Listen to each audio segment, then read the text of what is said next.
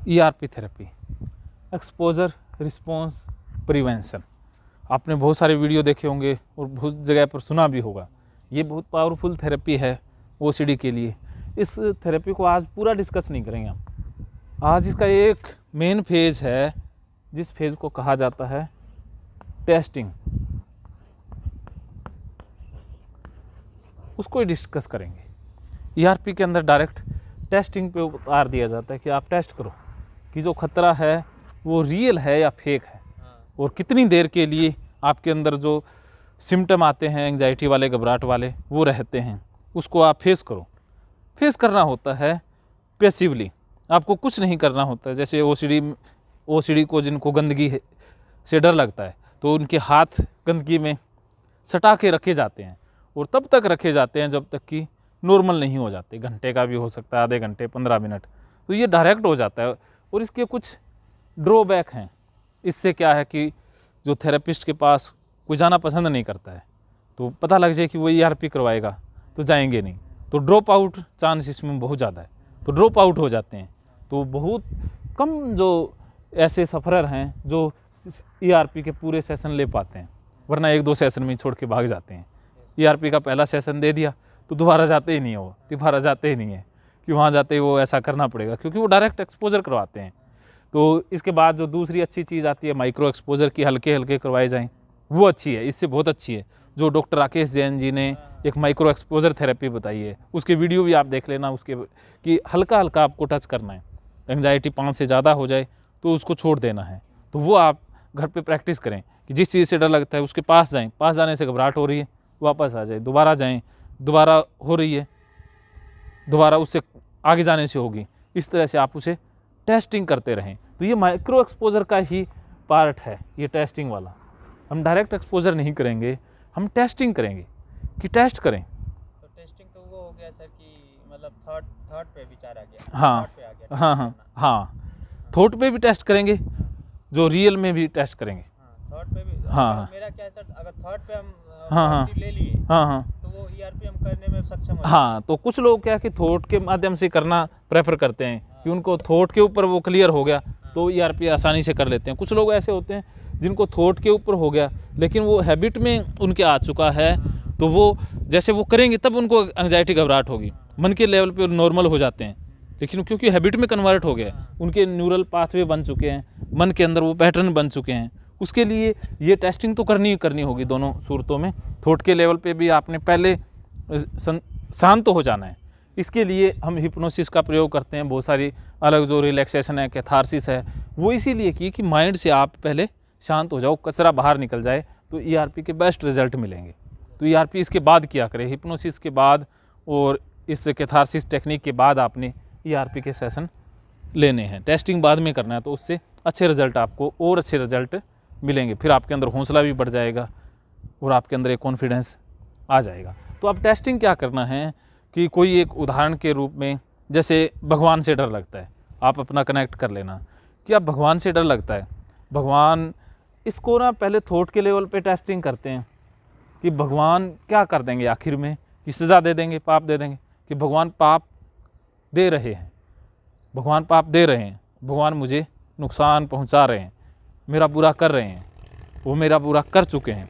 Past present में इसे repeat करते हैं, वर्बली हम बोलते हैं, क्योंकि बहुत सारे लोग होते हैं वो ऐसा सोचने में से भी घबराते हैं, तो वो इसका उल्टा सोचते हैं कि नहीं भगवान तो हमें माफ़ कर देंगे, मैं ये चढ़ा दूंगा, वो चढ़ा दूंगा। वो मेंटल कंपल्सन करते रहते हैं, मनी मन वो माफ़ी मांगते रहते हैं, मनी मन वो जरूर कर लें, कई बार वो बाहर करते भी नहीं है। और ईआरपी का ड्रॉबैक यही रहा है कि हम डायरेक्ट एक्सपोज, तो मेंटल शुरू हो जाता है, हाँ मनी मन जोड़ देते हैं, तो ये ड्रॉबैक आ जाता है। ईआरपी इससे सफल नहीं हो पाती है।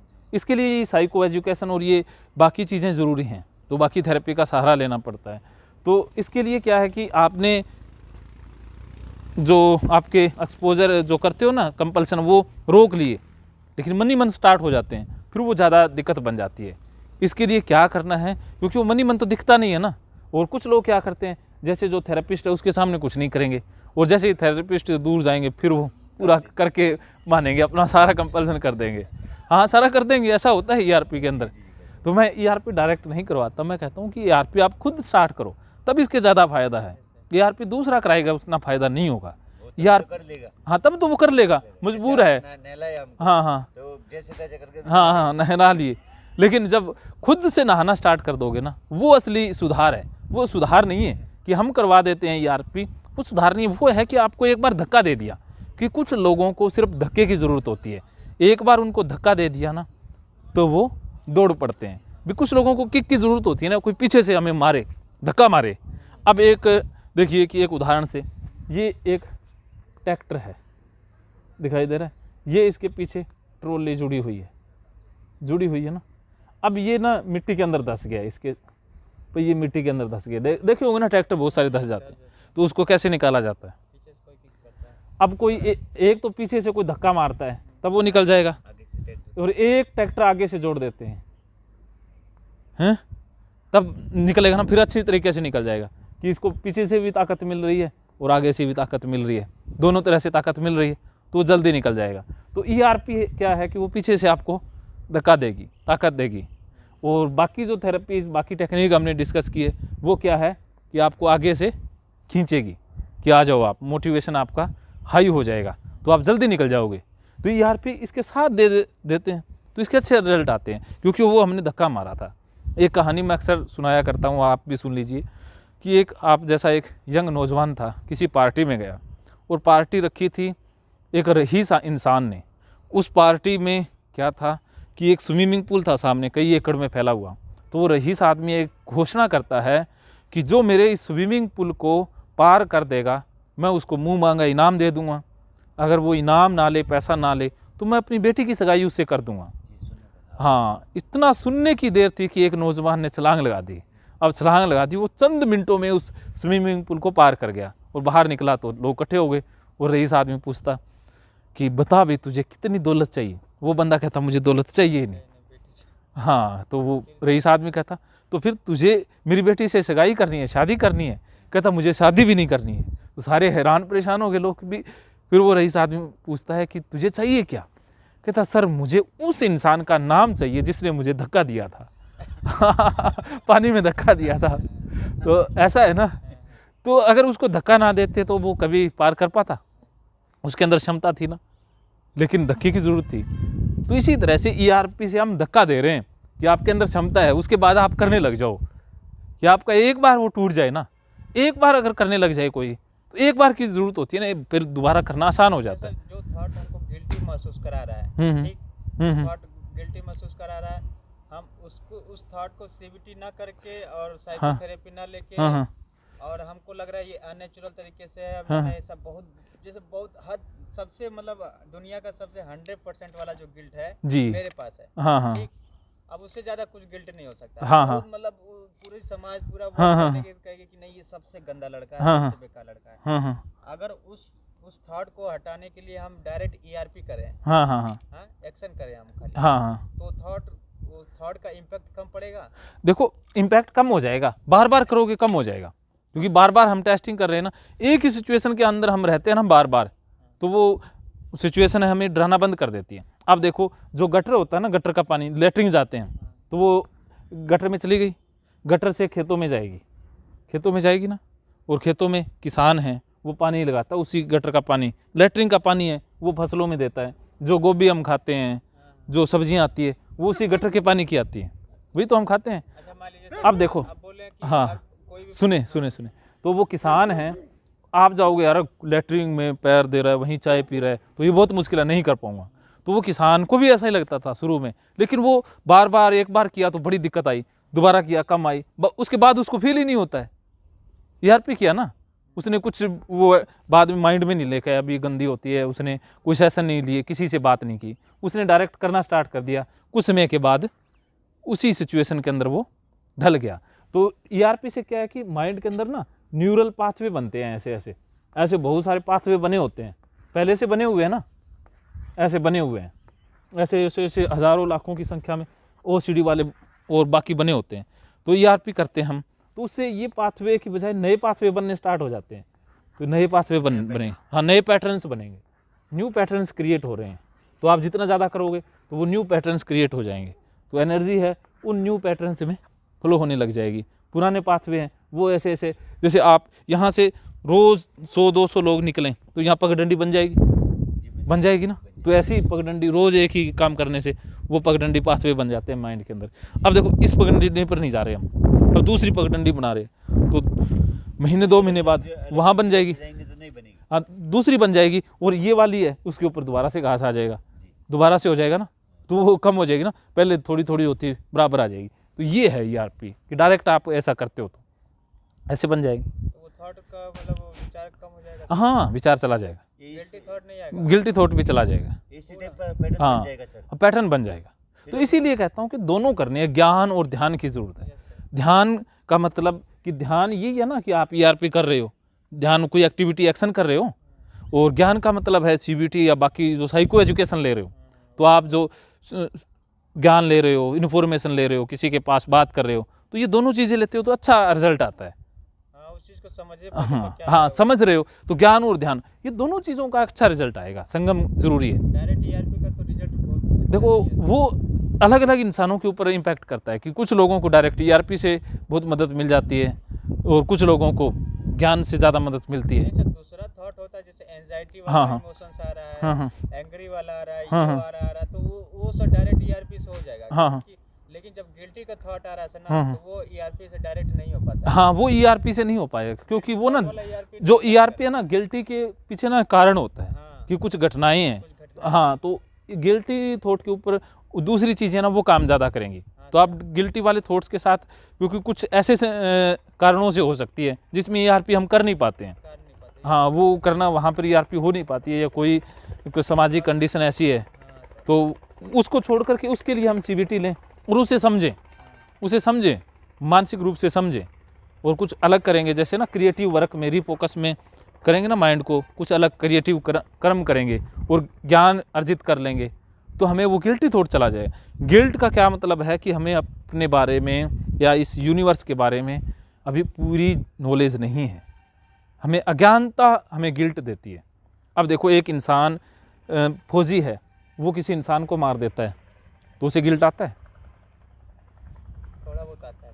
वो गिल्ट नहीं आएगा, उसे खुशी भी तो आ सकती है। हाँ कि हमने देशद्रोही, हाँ देशद्रोही को मारा, वो उसके विचार पे डिपेंड करता हाँ उसके विचार पे डिपेंड करता है। कि वो आदमी कैसा था। हाँ, अगर अब देखो- वो आतंकवादी था तो सही है। हाँ, हाँ, और- नॉर्मल होगा तो विचार पता हाँ, चला ना सर उसको, हाँ। विचार कंट्रोल कर रहा है उसको, हाँ, हाँ, कि गिल्ट आएगा कि नहीं। हाँ, हाँ। तो उसी तरह थॉट को अगर हम जाने नहीं थॉट के बारे हाँ, में, हाँ। कि ये थॉट की वजह से गिल्ट हाँ, हाँ। थॉट सही है कि नहीं हाँ, है, हाँ। तो वो इसलिए हाँ तो अब देखो जैसे आतंकवादी का वो कटा हुआ शीश या बहता खून देखेगा तो उसे खुशी मिलेगी, कोई गिल्ट नहीं आएगा। हाँ, और वैसे आपसे कोई गलती से कोई मर जाए, हाँ, वो आप मारना नहीं चाहते थे, आपसे गलती से कुछ हो गया तो गिल्ट आता है ना। जैसे आपकी वजह से कोई सुसाइड कर लेता है हाँ, हाँ, तो गिल्ट आता है ना, गिल्ट आता है। वो काफ़ी समय के लिए हमें गिल्ट रह सकता है। ये चलता हो तो ये चींटी मर जाती है, हैं? कीड़ी। हाँ हाँ ये मतलब पाव का निशान जाता था, ऐसा लगता है पाप लगे। ना पाप कीड़ी मकोड़े से पाप लगता ही नहीं। अब देखो आप किसान जो स्प्रे करता है खेतों के अंदर कितने मारता है, मैंने इसका बेस्ट एग्जांपल हम दे सर, हाँ, हाँ। जंगल में रहते हैं सब जो जानवर रहते हैं, हाँ हाँ हाँ वो जानवर बायो साइकिल चलाने के लिए हाँ एक दूसरे को खाते हाँ एक दूसरे को खाते हैं। हैं, एक दूसरे को खाते हैं। बिल्कुल। अगर तो वो शेर को गिल्टी थोड़ी नहीं होगा कि हम ना शेर को नहीं हो कर लिए। सकता। लेकिन उसमें बुद्धि नहीं होता। बुद्धि नहीं होता, लेकिन वो बायोकेमिकल है। तो इसी तरह हम और ये है, अगर वो मरेगा नहीं तो वो नया जन्म हाँ नहीं होगा। तो इसीलिए अब हमारे शरीर में बैक्टीरिया है, जर्म्स है ना, बहुत सारे करोड़ों बैक्टीरिया, 2 किलो के लगभग बैक्टीरिया हैं, वो हमारे लिए अब तो जीवनदायिनी है। अब हम पकड़ हमें के चींटी को जानबूझ के नहीं चप्पल से मार रहे हैं। हाँ चांस हो रहा है नहीं देखो हमें जीवन दे रहे हैं ना बैक्टीरिया, मरने के बाद इसी बॉडी को वो खा जाएंगे। तो बैक्टीरिया, हम प्याज खाते हैं, हम दही खाते हैं, उसमें बहुत सारे करोड़ों जीवाणु खाते हैं, तब तो गिल्टी नहीं आता ना। देखो गिल्टी है अज्ञान, जब तक हमें ज्ञान ही ना हो उस चीज़ का, पूरी तरह से बिल्कुल ही अज्ञान है, वो गिल्ट है कि हम ये गलत कर रहे हैं। वास्तव में वो गलत होता ही नहीं। इस दुनिया में गलत सही कुछ है ही नहीं, गलत सही है ही नहीं। वो गलत सही के लेबल भी तो हमने ही लगाए हैं। तो अज्ञान हमारी गिल्ट का परिणाम है। ज्ञान वो बंधनों से दूर कर देता कि अरे मैं क्या सोच रहा था, ये तो कुछ था ही नहीं ऐसा। तो जैसे जैसे ज्ञान बढ़ेगा ना हमारा, करना चाहिए ये सब। हाँ, तो इसके लिए ना भागवत गीता सेशन करेंगे हम, तो उससे ना गिल्ट तो पूरा आपका चला जाएगा। तो आप ऑनलाइन वो ज़रूर अटेंड करना भागवत गीता का सेशन। तो उसमें 18 अध्याय का ना मैं मनोवैज्ञानिक विश्लेषण आप तक पहुंचाऊंगा। वो वेबसाइट के ऊपर एक कोर्स 1 जनवरी से स्टार्ट करेंगे हम, 1 जनवरी से 7 जनवरी तक वो फ्री रहेगा। उसके बाद उसे हम उसमें करेंगे प्रीमियम कोर्स में। तो उसमें गीता थेरेपी इतनी बड़ी है कि मैं सेशन लेता तो ये सेशन रह जाते ERP वाले, बाकी वो गीता पे इतना टाइम लग जाता कि लगभग 20 दिन में तो वो गीता पूरी हो गई। तो वो गीता थेरेपी के द्वारा मैं गिल्ट को आपके वो ज्ञान के द्वारा निकल जाएगा, तो वो आप लेना, ठीक है। बाकी आप ये आप करते रहो, गिल्ट आप निश्चिंत रहो, ये निकल जाएगा।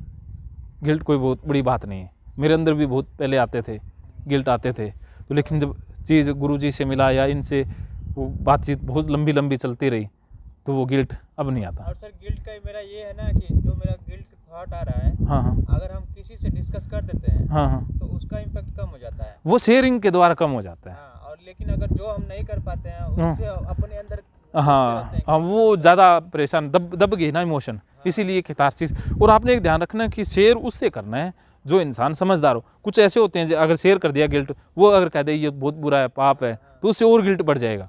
हाँ, तो इसलिए जो समझदार इंसान है उसी से शेयर करना है, ऐसे बंदों से शेयर नहीं करना है। जो अपने गांव में रहते हैं हाँ, उनको नहीं, नहीं, वो लोग तो मजा लेते हैं। हम मजा क्या लेते हैं, वो आपको और परेशान कर देंगे। इतना भी समझदार देख लेंगे ना हम लोग, हाँ। तो भी इतना नॉलेज वाला नहीं रहते कोई। बिल्कुल। तो अब ये टेस्टिंग फेज आपको क्लियर हुआ कि आपने टेस्ट तो करना होगा, धक्का आपने दे दिया है तो आपने अब आगे बढ़ते जाना होगा, बार बार प्रैक्टिस करनी होगी।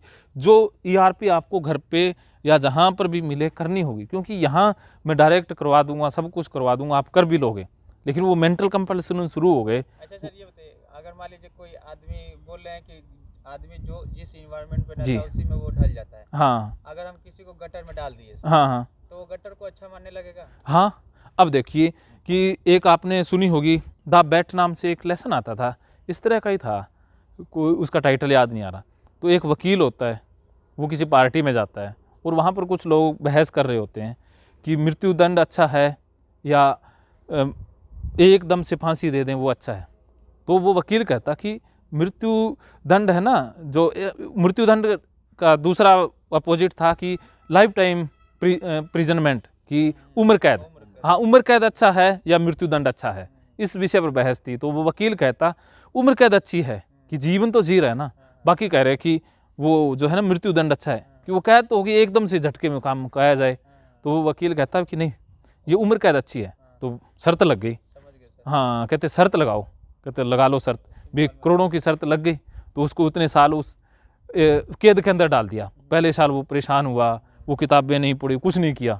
वो दूसरे साल उसने किताबें पढ़ने लग गया, चौथे साल ऐसे करने लग गया, 5वें साल उसके बाद उसने 1 मिनट पहले ही वो जेल तोड़ करके भाग गया कि वो शर्त जीतना ही नहीं चाहता था, क्योंकि उसने जीती नहीं वो शर्त।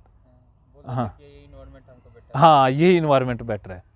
तो ऐसा होता है ना कि जिस इन्वायरमेंट में हम जाते हैं, वो बहुत सारे कैदी होते हैं, उनको जेल अपना घर लगता है, तो बाहर जाएंगे तो उनका मन नहीं लगता, फिर वो किसी को ठोक ठाक के वापस जेल में आ जाते हैं।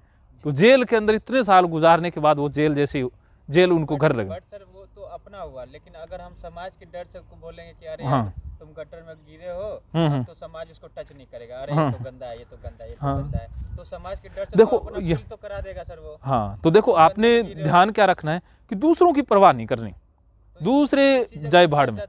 हाँ, आपका प्रॉब्लम क्या है कि आप दूसरों की परवाह खुद से ज़्यादा करते हो। दूसरे हमारे बारे में क्या सोचते हैं दैट्स नॉट इम्पोर्टेंट, हम अपने बारे में क्या सोचते हैं दैट्स इम्पोर्टेंट। तो अपने बारे में हमारी क्या राय है वही इम्पोर्टेंट है। दूसरे चाहे कुछ भी समझे, दूसरे हमें अच्छा समझते हैं वो उनकी समस्या है, दूसरे हमें बुरा समझते हैं वो भी उनकी समस्या है। अगर आपको दूसरे अच्छा कह रहे हैं, हमें खुशी मिल रही है ना, तो समझ लेना कि दूसरे बुरा कहेंगे तब दुख भी होगा। अगर हम खुशी में उछलते हैं, दूसरे हमें कुछ अच्छा कहते हैं, तो जब बुरा कहेंगे तब हम दबेंगे जरूर। तो समाज से काट देंगे ना सर वो लोग? समाज से नहीं काटना, समाज के साथ एक रिश्ता रखना, वो इंटरडिपेंडेंसी है। वो डिपेंडेंसी में आ गया, जो आप कह रहे हो वो डिपेंड हो गया हम समाज के ऊपर। एक होता है इंटरडिपेंडेंट कि हम तुम मिलके एक समाज बना रहे हैं। सर हम गटर से निकले तो समाज वाला कोई कहेगा कि तुम मेरे पास बैठो, तुम मेरे पास बैठो, नहीं बैठाएगा सर, सब दूर भगा देंगे। तब उन लोग को देखेंगे, अरे यार गिल्टी। नहीं, देखो आप गटर में गिरे हो, वो लाइटिंग हमको सही लग रहा है, हमको लाइटिंग सही लग रहा है, आप बोले गवर्नमेंट में जैसे रहोगे वैसे में हो गया, हमको सही लग रहा है, लेकिन समाज को सही नहीं लग रहा, बोले अरे यार तुम तो। हाँ, इसमें एक बात कन्फ्यूजन है, वो समझ में आ जाएगी। जो गटर में काम करते हैं वो पैर भी डालते हैं, वो लोगों के पास से निकलते हैं, लोग क्या कहते हैं उसे कि इसका तो काम ऐसे करेगा, और वो साफ सफाई करके लोगों में बैठेगा। वो उस लिबड़े हुए कपड़ों से उसमें नहीं जाता, क्योंकि उसके अंदर बुद्धि है। और जो अब नॉर्मल हो जाता है, जिसके अंदर कुछ भी नहीं है, तो वो वैसा हो जाता है। वो उस इंसान की बात कर रहे हैं। तो हमें सेंस है कि हम गटर में जा रहे हैं, गिर गए, तो समाज हमें दुत्कारेगा नहीं, वो हमारी हेल्प करेगा कि कोई बात नहीं, गिर गए तो आप सफाई कर लो।